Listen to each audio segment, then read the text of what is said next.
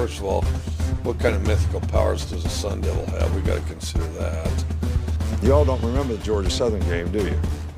You know, I hope there's Bigfoot. I don't think there is. Like rat poison.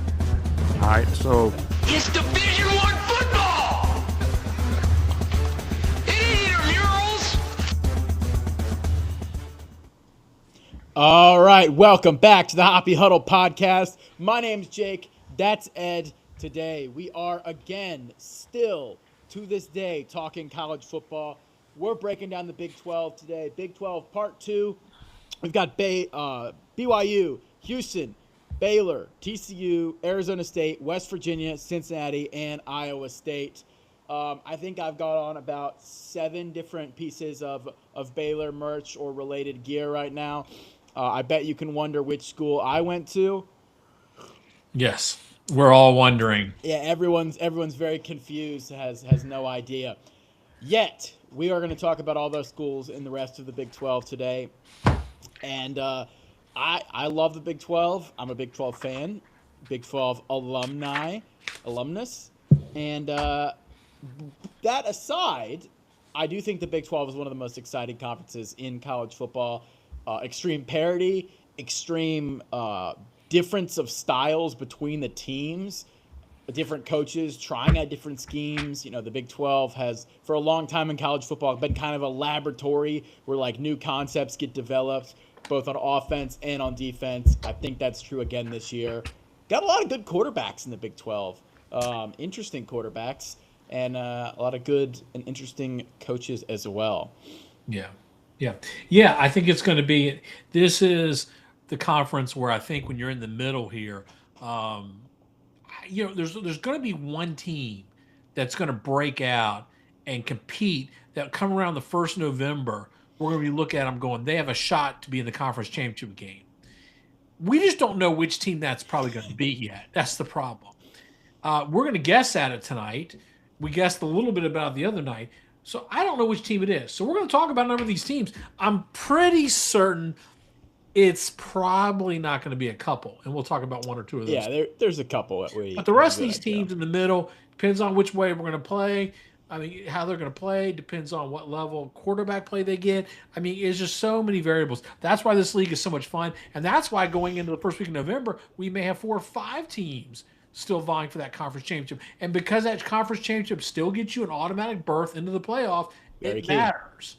Yeah, and then you never know who's – because we think Texas Tech's going to be in that game. I think absent – and we're always saying absent injury. Every prediction we make, assumes no injury. Yeah. But we think Texas Tech is going to be one of those teams. Who's the other team? So why don't we start first with the team that played them last year, the conference championship game? The BYU Cougars. Yeah. Fresh off of his new deal, sponsored and financed by Crumble Cookie. Kalani Sitake rejects Penn State, says, no, I'm staying home. I'm staying at BYU. I'm staying in Provo, Utah with the Cougars. And they bring back a lot and a couple key holes from their missing team. Bear Bachmeier returns as quarterback. He was impressive for a freshman, especially running the ball. He's a real power runner. He's a big dude. I'd like to see him this year move forward a little bit in the passing game, especially the downfield passing. He was good. He could make the throws when needed be, but on those passing downs, the 3rd and long, where you need to just read the field and make the right throw in a tight window, that's where he kept coming up short a little bit. BYU kind of forced to stay ahead of the sticks most of the year, which went great against everyone not named Texas Tech. That was a reliable strategy against people that do not have a vastly superior defensive line than you. The lines of scrimmage, BYU is strong again, especially on the offensive line. But again, they're lacking that like top end talent that they're going to be facing against in Texas Tech. Yeah, I mean, the offensive line is really a strength for this team, even though I know they've lost a couple people, but I think they've got enough people to replace. I question the receiving core. I mean, they've lost 3 of their big pass catchers, and the people come behind, I just don't know are really that great. They did sign some former 4-star recruits. We'll see if they line up. Bear Bachmeier's got to step up and be a better passer. He just can't be a bully and run the ball. That's not going to be enough to get them deeper and be competitive with Texas Tech. Defensively, I think they're in good shape. I mean, didn't they return like 6 All Big 12 defenders? And they signed who's it? What's it? Ulave? Is that how you pronounce his name? I'm not sure. Cade Ulave. Yeah, I know who you're talking about, though. Yeah. I mean, he was the number 1 linebacker in the transfer cycle this past year. I mean, he had posted 100 tackles last year, 12 for a loss. I mean, they are going to be good defensively. So, and they were good defensively last year. I think they're going to be good again this year. Defense is certainly going to be a strength for them. So this, in my mind, they are the clear number 2. I think they're going to be ranked in most. We haven't seen the AP poll come out yet. They're ranked in the coaches poll. Yeah. They are clearly the number 2 team in this conference. I think it's Texas Tech, then it's BYU, and then it's kind of everybody else. Yeah. And then you have to look at the schedule. They did get This is what I really love about BYU this year. Yeah. Tell us about what you think of the schedule. So my opinion on the schedule is it sets up perfectly for BYU to return to the Big 12 championship game. I think basically, and where we critique Bear Bachmeier a little bit, I want to backtrack on that slightly in that I think if he plays just as well as he did last year, can be enough to go 11-1 for BYU, actually. I think they could actually do that with him just maintaining performance as last year. I don't think it's going to they'll beat Notre Dame with that. The Notre Dame game will be tough. They're probably not going to win that, but it is at home, and if they get the right set of circumstances, Provo's a tough place to play. That they're going to really try and get that one, because if they win that would elevate them even if they don't win the Big 12 title. I'm picking them to lose that game, but other than that, the rest of their schedule sets up really well. Some of the other tough teams that we talked about last show and that we're going to talk about this show, they don't play. They don't play Kansas State, right? They don't play some of these other teams.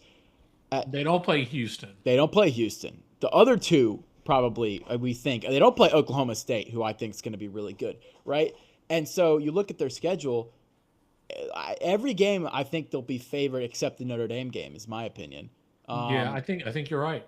I think maybe Arizona State is humming, but it's at home. You get your easy. I don't even know. I think the conference schedule is extremely manageable. I love the way it sets up. I have them going 11-1, and I think the only game that they're going to lose is the Notre Dame game, and then they're back to the Big 12 title against Texas Tech, and anything can happen. We have to stop doing this. We have to stop agreeing on this. I have them going 11-1. I don't see them losing a game other than the Notre Dame game. And it wouldn't even shock me if they won the Notre Dame game and lost. I mean, 10-2 seems to be the floor for this team. Am I wrong? Yeah. I think the BYU's path to elevate as a program is to get to the playoff. That's next up for them, is to get to the playoff. I think they have to win one. Well, they definitely have to win. If they either beat Notre Dame or, obviously, if they win the Big 12, they're in the playoff. But if they win one of those two, they'll have two of the huge games. They got to win one. They win one, I think they're in the playoff. So let me just give y'all, come to Uncle Ed here. Let me give you a little gambling tip. We haven't talked a lot of spreads or lines. Come to Uncle Ed. Listen up here. Okay. Vegas has the over-under at 8.5. You need to take that to run. Are you really? It's at -140 at the over. The over is -140. You need to run to the hills and take that. That's actually good. I think now gambling's for entertainment purposes only, my boys. I may be making a little note to myself to go hit Calci up after this. How are they losing 3 games in this? If they lose 3 games in the schedule, they should start throwing crumble cookies back on the field. I think the scenario is if Utah is good, which we guess, right? We think Utah will be good. Good. At Utah is a tough game. It's a Utah, rivalry Notre game. Dame, and one other. Notre Dame, and a random maybe TCU puts it together and they lose at TCU. You're still 9-3. You're still over the 8.5. Yeah, then I guess they're not losing. You would have to have Utah, Arizona State, and TCU really all hit their peaks. Yeah, Or I mean, I don't maybe understand how this DJ Lagway goes off. He did beat Texas last year. Maybe. I mean, I just don't understand. This line's stood out. When I look at all the lines, and we didn't really talk a lot of lines in ACC. When I look at all the lines of Vegas sets, this one just screams at me. I'm gonna give a couple win total picks in our picks episode towards the end. Okay, So yeah. that's so where my kind of boys and thoughts girls, are. if you can afford it, if you're entertainment purposes, put a few shekels down on BYU over. Anyway. Absolutely. Okay. All right. All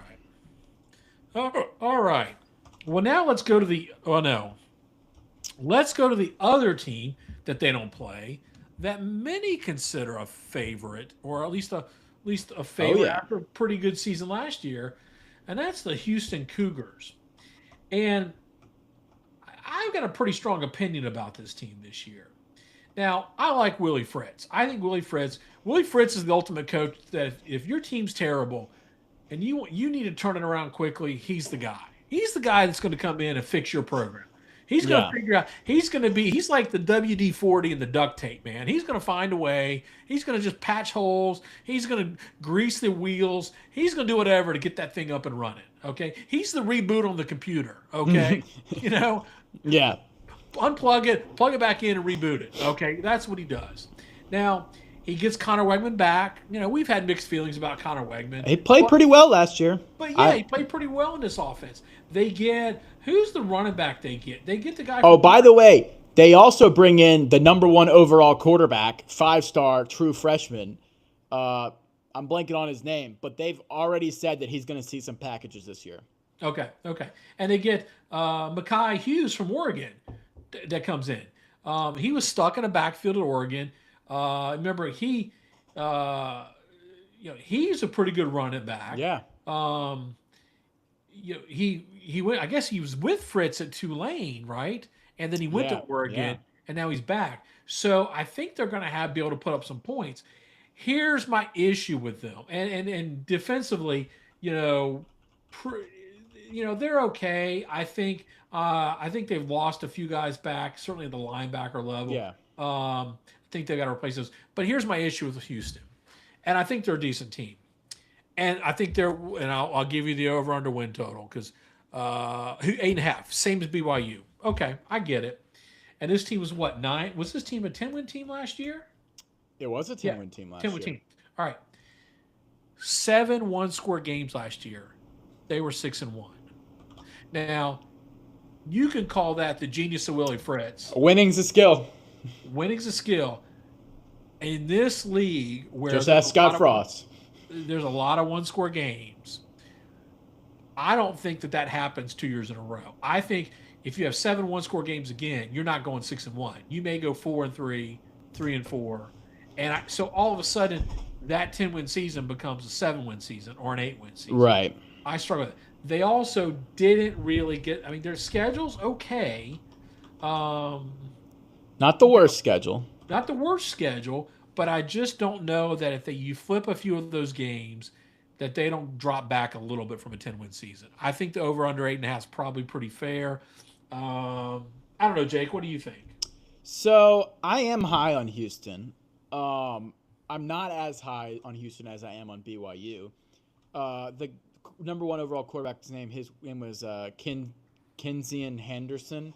He was the number 1 overall player, number 1 overall quarterback, according to 247.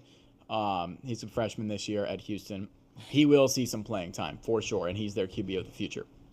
Regardless, I trust, the defensive that they've got there. They've had a decent defense the last 2 years, even though they are reloading at some positions. I think that Willie Fritz and that offense, they've shown the ability to make plays, even when when they're kind of patching people together with Connor Wegman. I have them at 10-2.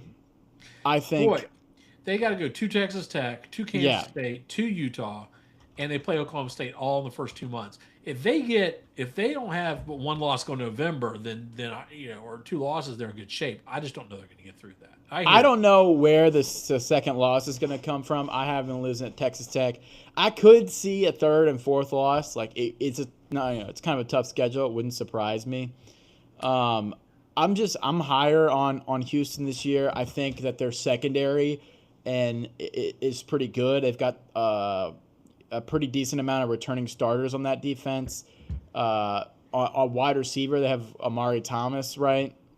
He's preseason all Big 12.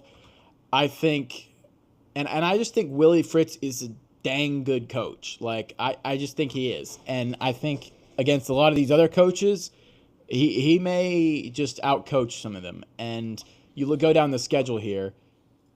You look at, so you have Oregon State win. Texas Tech's probably going to be a loss. I say they beat UCF. It's a tough game, Kansas State on the road, but I think Houston's in a more developed place as a program than K-State is right now. K-State's a good team, and I'm high on them. Yeah, that's a tough game in Manhattan. It's a tough game in Manhattan. It is. I think they beat Oklahoma State, too. I think the defense at Oklahoma State will not be able to stop the Houston offense. Utah is the one I really struggled with. I flipped back and forth a bunch. Utah is the toughest place to play in the Big 12. It's brutal. I have them slightly winning just based on quarterback strength. I think, as crazy as this is to say, I think Connor Wegman is more reliable than Devin Dempierre. So I think they beat Cincy and Colorado. I do think they lose on the road at West Virginia, but you could swap that for Utah or K-State or pick two of those three. I still think they go over the 8.5 at 9 wins. So I'm still over on them, but less strongly than BYU. Yeah. I think that 3-game stretch in October, if they go 3-0 in that, then this could be a playoff team. But I think that 3-game stretch is going to do them in. And I do agree, going to West Virginia late November is not easy, especially for a team from Houston.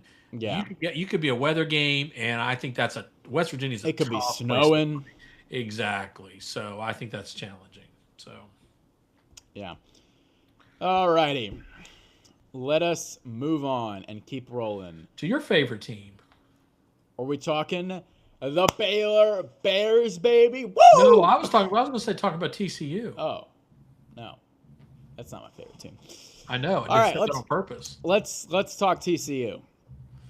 Give me your thoughts. They're going to be more unbiased than mine.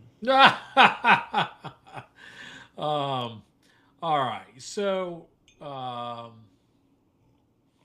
well, they lost Josh Hoover. They did. So I wonder. So who's the starter here now? I guess is it Jaden Craig, the Harvard transferred. Is it Jaden Craig? That's what I thought. Yeah. I think that's going to be interesting. First in, last one out of the film room is what I hear. Yeah. That's all right. The sarcasm is already Harvard guy. He's a Harvard man. Yeah, this team has a lot of uncertainties. Now they have talent-wise, they've recruited very well. So I think they do have, as far as talent-wise, among the better groups of talent recruiting-wise in the Big 12 in the last few years. They're strong on both lines of scrimmage, I think. I think the wild card really is this quarterback situation. I mean, you can't replace. I mean, Hoover's in Indiana. He was so good. He's playing for a team with national championship caliber hopes. He was so good. He threw an interception every game. Okay, well, Kirk Cinetti obviously thinks he can correct that problem. I understand. We talked about Hoover having a problem last year with interceptions, but to me, this team is 100% going to be relied on. Who is the quarterback? If it's Craig or if it's someone else, what kind of play are they going to get? If they get good quarterback play, then I think this team will be, it's one of those teams in the middle. What we talked about at the top of the episode, one of these teams in this middle is going to be competitive and move up to the top and could compete for the conference championship. TCU is a team with enough talent that could, if they get the right quarterback play. Okay. All right. Let me tell you, why don't you give me your completely unbiased opinion? Sure, of course. My completely unbiased opinion of TCU is much like Baylor. It's unfortunate to say. They hit their peak early in their coach's tenure, and it's been all downhill from there. I think the slide continues this year. I think Sonny Dykes enters next year scorching hot on the hot seat. I think they have questions in the QB room. I feel like their plan was to keep Hoover, and they didn't have somebody lined up. Is the Harvard guy really the answer? TCU offense has been much less explosive the last 2 years. So I'm wondering if they make changes. Obviously Kendall Bryles no longer there.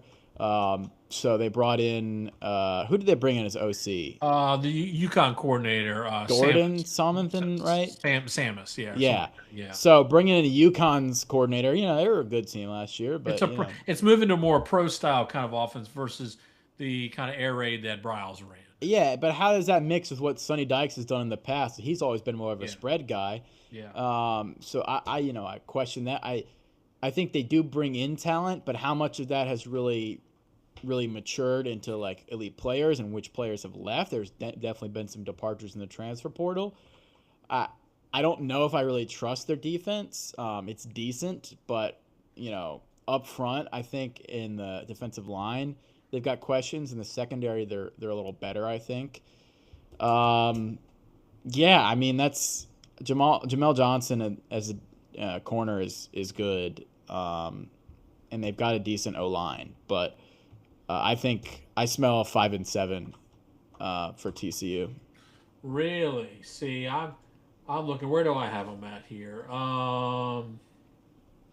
And by the way, it's a tough schedule. It's not just me being pessimistic. It is a pretty tough schedule for TCU.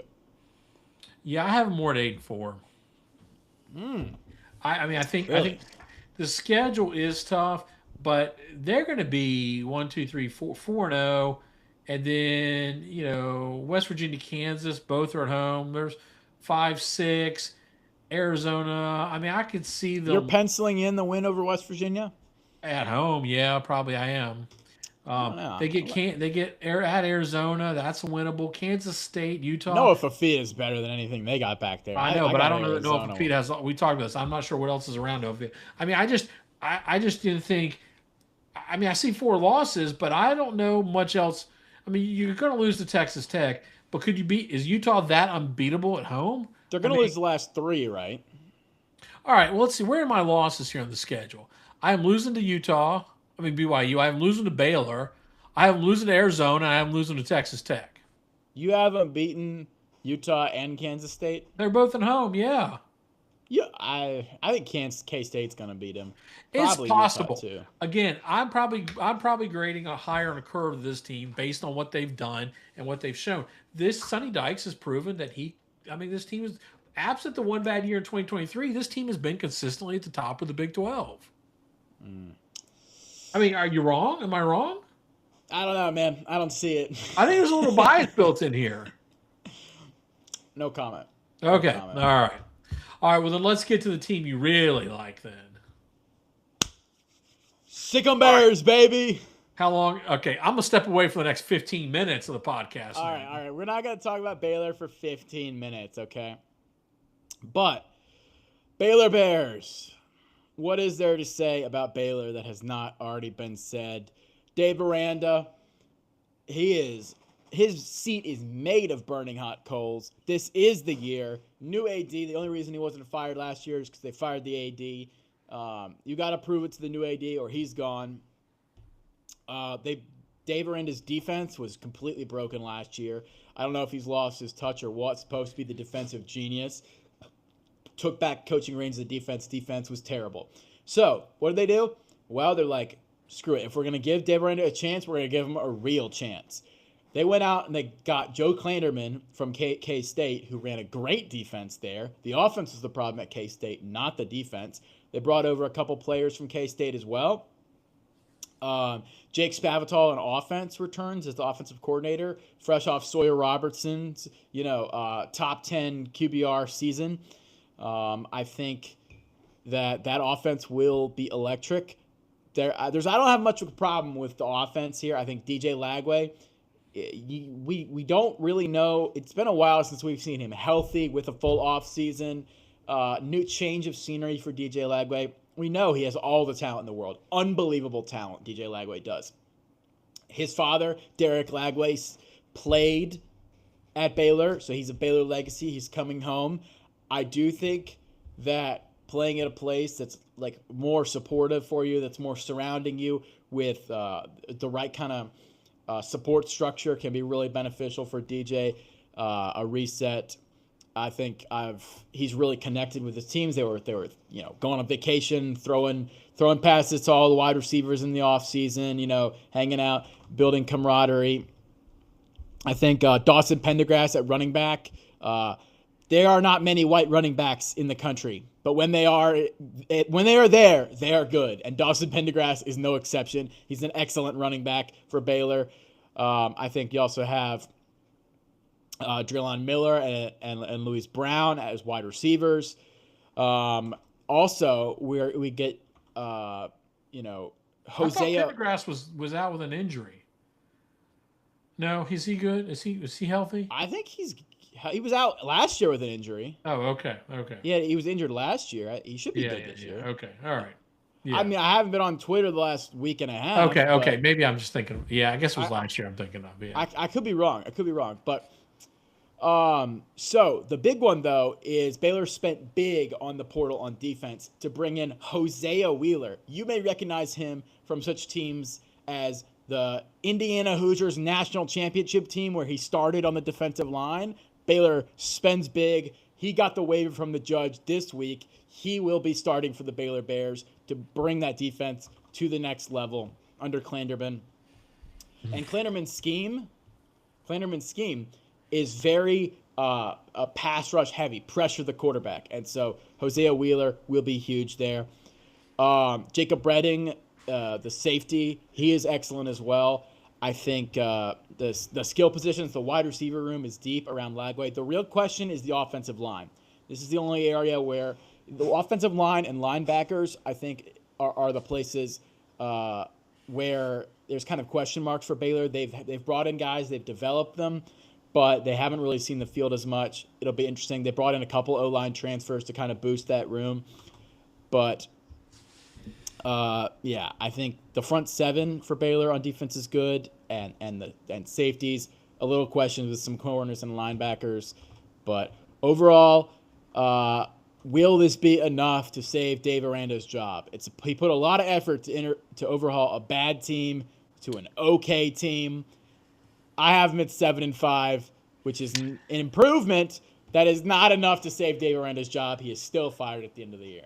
All that talk to get to the same record I had at 7-5. Okay, come on. I could shorten your speech. All right, here's the deal. By the way, if DJ Lagway works out, look, he has the best talent in the world. The sky's the limit if he clicks. If DJ Lagway clicks, and we have seen good DJ Lagway clicks, they can win the conference in a few games. This team could be that team in November that's competing for a conference. But we've also seen bad DJ Lagway before. Now, how much of that goes to Billy Napier? He did beat Texas on a bad Florida team. How much of bad DJ Lagway was he hurt and the offense he was running? Or is it just that's him? We're going to find out. Very quarterback-friendly offense. We're going to find out in this offense here. Same scheme he ran in high school, by the way. I understand. They have a tough task the first week. They're going to Atlanta on a neutral site game to play Auburn. That's not a neutral site. Neutral site. It's going to be 90%, 95% Auburn fans. That's a tough place to play. But I'm the 1%. Yeah, you're going to be the 1%. But after that, they've got a very favorable schedule for a few weeks. They could make it all the way to the TCU game with a nice little winning streak. Yeah. And then honestly, they could get to November with only the Auburn loss if things are clicking. And then the November schedule's brutal. The November schedule's just down. Iowa State at home, which isn't terrible. And then finishing up at BYU, Texas Tech, and Houston. That's the absolute worst schedule at the end to finish. It's the three best teams in the conference. If they have 2 losses already, then Dave's probably gone at that point because they could lose the last 3. But if they're 1 loss or 2 losses and they've got some momentum, and DJ's clicking, you just don't know. You So- can pass against Houston and BYU's defense pretty well. Yeah, this is an interesting team. I don't have high hopes, but one thing Dave Aranda has shown us before, when he's been on the mat, when their expectations have been low of him in Baylor, that's when the team's been the best. When they had high expectations, has been when they played their worst. So I think it'll be an interesting season. I'm looking forward to watching DJ Lagway. I hope we get a healthy and an exciting DJ Lagway because I think that's good for college football. It is. It is good for college football. Yeah. I have high hopes for Baylor, but also I don't think it'll be enough. Okay. Well, let's go out to the desert next and talk about everybody's favorite coach in the coaching cycles that never gets hired but always gets talked about. Kenny never hurt anybody. Yes, Kenny Dillingham and the Arizona State Sun Devils. I love ASU. They're like a little brother team that I really enjoy rooting for. Yeah, and they were a little bit of a disappointment last year. I mean, Levitt was injured, didn't play great. I mean, I think they kind of put that team. They were kind of putting things together with backup quarterbacks and band-aids, and they were actually still competitive towards the end of the year and had chances to get in the conference championship game with a team that was really kind of counted out, down and out midway through the season. So you got to give Kenny Dillingham credit for that. I guess the starter is going to be. Is it going to be Boley? Yeah, we think so. What do you think of him? I mean, it could be Mikey Keene, but I really think Cutter Boley is probably the way they go. Yeah. I don't have a ton of thoughts on Cutter Boley. I'm gonna be honest. I just don't know that we know enough, right? He didn't play though. We threw 12 interceptions. Did he play? Yeah, Okay, I don't know. I don't know. I don't know that we have a good quarterback situation in Arizona State, and that worries me. Now, I trust Dillingham to kind of sort it out and get the most out of what he's been given. I do think it's not a great sign for the long-term future of the program that the coach has to go beg for money like that. So that makes me kind of question the institutional commitment there. But yeah, and they did get a lot of good players in, especially at receiver. I mean, I think Omarion Miller. Yeah, they're good at receiver. Omarion Miller, who was with Colorado. I think that was a pretty good pickup. So I think they did okay in the portal. I just don't know. Again, it's like everything. It's like we keep getting back. Is this team going to get the quarterback play they need to get them over the hump? Yeah, I don't know. I think on offense, I trust them to be okay. It's kind of on defense where I have questions, mostly in the secondary. I think they're fine up front. CJ Fight's good, Owen Long at linebacker, but I'm a little concerned with that secondary against some of the offenses that they'll be facing. 10 new starters on defense. Yeah. I have an 8-4. I think they're good enough because of the schedule. They're not really playing. They got Morgan State, they got Hawaii. They do go to Texas A&M. That'll be a fun game the second week of the season, but I think Texas A&M is just a better program at this point. So you have them at 8-4? I do. I think there's enough. There's their schedule's littered with Colorado, UCF, at Arizona. Is our difference the OSU game? Probably. Because I have them at 7-5 and losing the OSU probably. game. And let me see. What is their win total? 6.5. So I'm probably a little more bullish on them than anybody else, and that's probably the Kenny Dillingham effect, to be honest with you. Vegas has them at 6.5. You're probably closer to that. And we'll see. I just wonder. I know he wants to be there. I know he wants to win there. But if you're not getting the commitment, and these other programs, SEC and Big Ten programs, and they'll all take him. And they'll all take him, and they'll give him the keys to the kingdom. How long are you going to stay? Yeah. I mean, look, if Taj Lupoy can get that kind of commitment at Cal, you can get it in Arizona State. The right people have to step up. If they had real boosters there, they could have kept Sam Levitt, right? Yeah, probably, but I don't know. Yeah, that was going to be a tough keep. I mean, when you're competing against LSU, there's only a handful of schools. Right, but some of these places you can keep a good quarterback if you pull the money right. Yeah. Well, BYU's able to retain all their starters. Exactly. They didn't lose a single starter to the portal, right? Did they lose a single starter, or was it just their defense didn't lose? I don't think they lost a single starter, but they're also a different school with the whole Mormon mission, and there's a different issue there. I mean, most schools lose starters to the portal. To me, I guess I'm probably a little bullish on. I'm sorry, not bearish, bullish on them. And it's probably Kenny Dillingham. I'm probably wrong, but I do kind of root for him. He seems like a fun coach. He seems like he really cares about the university. Yeah. He's just one of those. He's one of those teams where if you're just watching the game, you're like, I'm rooting for him. So yeah, I'm with you there. Now, do you want to talk about what I think me and you are both gonna have a great time watching this team, and that is all the way in Morgantown, the West Virginia Mountaineers. Rich Rod.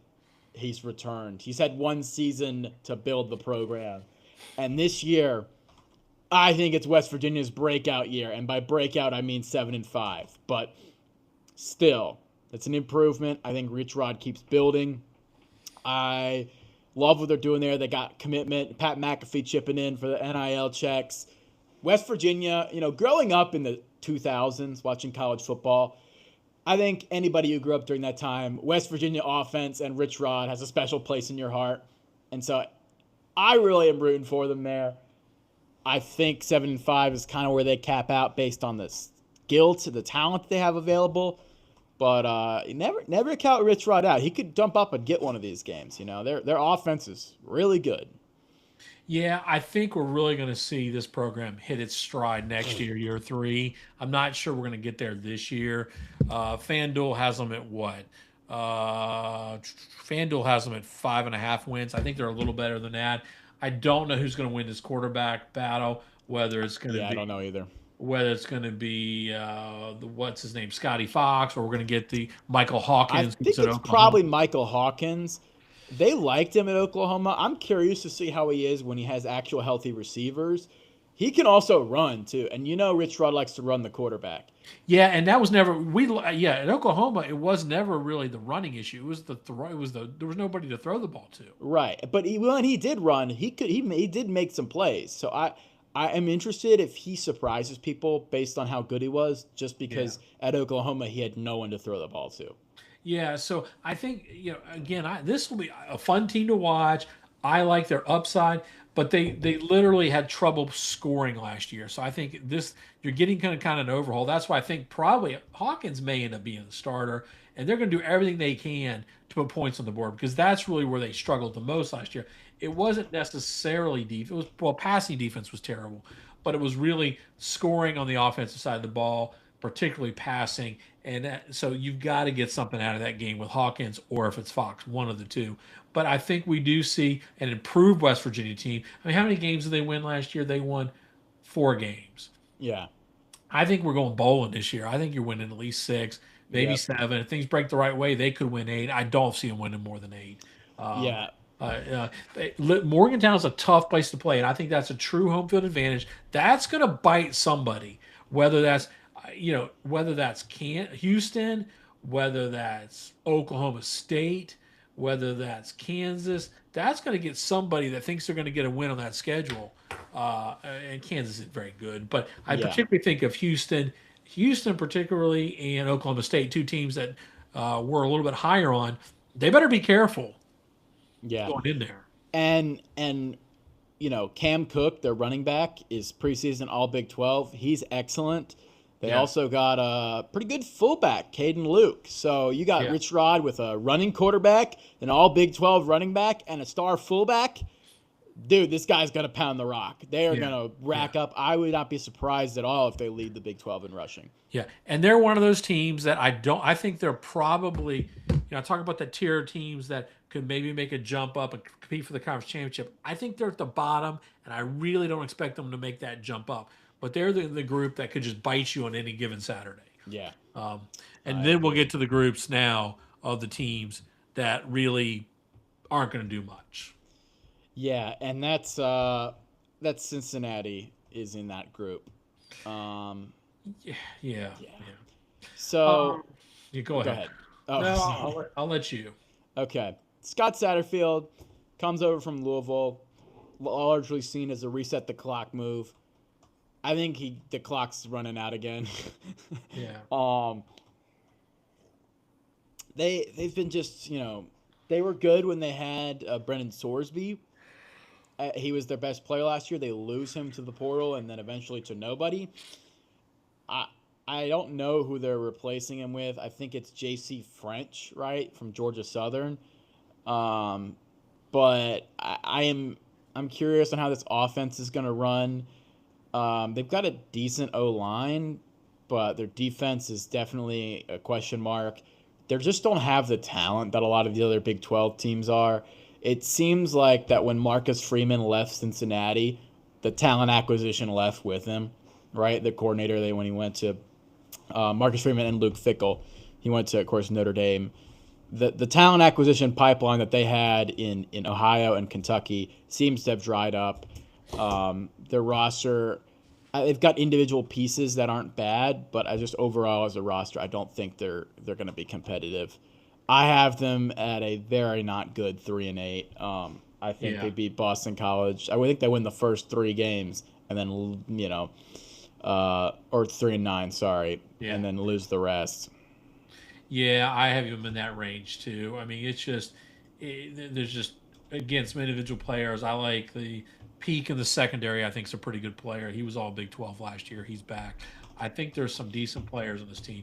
I just don't think they again have the talent overall and to compete. And then when you had last year, they were propped up by having someone like Sorsby. I don't see whether it's French or O'Brien. I think O'Brien's from Penn. I'm not sure. Okay. I'm not following that quarterback battle closely enough to know who's winning it. I don't know that either one of them is going to be Sorsby. So I think you take a step back there. And probably that's time is kind of what's this is Satterfield will be his 4th season. Yeah. You're probably done there. Now the real question is what are Cincinnati? What are realistic expectations for Cincinnati in a Big 12? That's before when Luke Fickell was there. They were a group of 5, They're dominating the group of 5. They were a group of 5. They had that magical season back in 2021. But since then, the world has changed since then. NIL, transfer portal. I don't think Cincinnati fits. It got them into the Big 12. I just don't know that this world is a real good fit for them anymore here. Yeah, and if it's interesting, you take a look at the 4 programs the Big 12 added. Cincinnati, Houston, UCF, BYU. The 2 programs that were power programs at some point in their past, BYU and Houston, are the ones that are successful. The 2 programs that are newcomers to the power level, UCF and Cincy, not really. Yeah, not as much. yeah. Cincy was in the old Big East, right? But But they were never really that good. I mean, Houston has a Heisman winner. BYU has a national championship. Right? Houston had Heisman winners, I believe, 1 or 2. Plural. Yeah. I thought they had 2, and they were always the running gun, and they were wide open. And there was a period there they were always on the news. And BYU has nationwide, diehard fan support, a national title, right? Like Heisman win, They've been relevant for 50 years. Exactly. And the 2 programs that have the history have been are being more successful in the Big 12. Yeah. The 2 programs without the history are Yeah. the ones struggling. Yeah. That's just an observation, but Yeah, and I just don't know. I mean, in the new world, you're just every conference is going to have people at the bottom where they're just not competing. In the ACC we talked about it was the Stanfords and it was the Wake Wakes Forest. and the BC. I mean, this conference it feels like it's settling down to UCF and Cincy and Kansas necessarily. Although Kansas seems to at times want to try, but we don't know. And UCF, they talk a big game, but they just don't have the donor base at this point. Because their donors aren't old enough. Yeah, their donors are their still alumni are all in their 40s. Yeah. Right? Yeah. Like, you need old guys with money, and they don't have old guys yet. Yeah. And I wonder about the next program we talk about, too. What's going to happen now when they no longer have the coach they've had forever, Matt Campbell. How is Iowa State? Iowa State. What's going to happen to Iowa State as they settle back in? I am interested to see that. I have a little more faith in Iowa State just because it's not always just it's a good coach, but you also have to have good institutional alignment, and they've shown that they can be well organized. Yeah. And even if you don't have the greatest coach, in your program history, I still expect Iowa State to compete near the middle of the conference because if your organization is aligned and optimized, you can make up for some of this. Yeah, yeah. And, Jimmy Rogers, he led South Dakota State to national title. Yeah. He went 7-6 with Washington State with a completely new roster. So they only lost. Remember Washington State last year in his only year there. Yeah, last year was his only year at Washington State, right? Yeah. Yeah, they lost to Ole Miss by 3. Ole Miss was, semifinal. He's done more with less. They lost to Virginia by 2. Virginia was, was playing the ACC championship, and they lost to James Madison by 4. Well, James Madison was in the playoffs. So Washington State did not have a bad season. So, yeah. So I guess we're talking Iowa State now. Yeah. Now, I think Rocco Beck leaving hurts him. Rocco Beck, we'll talk about him on another podcast, either Sunday night or whenever the next one is. I think, who's it going to be at quarterback? Is it going to be Jalen Rayner? Is that who it is? I think so, yeah, from Arkansas Rayner's State. going to be it. He's obviously been pretty good. He was at Arkansas State, had a pretty talented career, pretty good career already. It's Arkansas State, all 9,800 yards and 67 total touchdowns. I think he's won the job over Flores. Pretty certain that's who's going to be the starter there. And I think they had a number of transfers that went to Penn State to follow Matt Campbell. Yeah. But again, it's going to be a little bit of a rebuild here, I think. But Jimmy Rogers appears to be a good coach. I think they have faith in him, and I think the alignment's a key issue because I think there's not going to be a quick trigger here. I think they're going to give him time to build this back up. I agree. I think this is a rebuilding year for Iowa State. I have them at 4-8. I could see them go lower than that if the lack of talent and the transfers out really becomes an issue. It's not schedule-wise. They play a lot of the best teams, but when you're not one of the best teams, that's kind of what happens. I agree with you. I think Jimmy Rogers is probably a pretty good coach, and they're going to give him time. They've got alignment. They're doing the most with what they have, and I think if you do that at Iowa State, they've built up enough of a brand, in the time Matt Campbell's been there to be seen as kind of a decent place to develop talent, especially, with some of their players in the NFL. It's not ever going to be a recruiting powerhouse or a national title contender, but there's no reason that they can't, make a serviceable program with what Matt Campbell's built there. Yeah, and they lost 15 starters from Iowa State, went to Penn State. He brought in players from Division II, from FCS, so you're not replacing equal talent there. It's going to be a rough year, but let's give them some time. Let's let them build because a program like you said, Iowa State has to build slowly. Yeah. So that's it for the Big 12. That is it. Well, Sunday night we're going to talk about one of these other smaller conferences. Those conferences that never get any publicity, that nobody ever really does well in. the Big Ten. Yeah. Can't wait for the Big Ten. Only 10 teams, right? Yeah, something like that. Yeah, that's in their name. Yeah. Must only be 10 teams. Yeah, it's only got to be 10 teams. And I'm known as Big Ten Ed, so I'll be real prepared. Are you a big? Oh, great! We're gonna get Big Ten Homer Ed coming out of this. Big Ten Ed will be back. So. You're gonna make me defend the SEC. Don't do this to me, okay? Oh, I'm ready. I'm armed with him. I've been armed and waiting all season. So, all right. No, so we'll be back Sunday night. What time, Jake? We'll set the time later, maybe? We'll set the time. Okay, We'll work it out.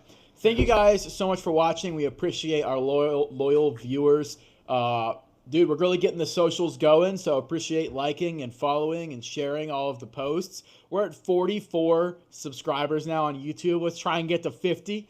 That would be sick. And, Thank you again for watching. Good night, America.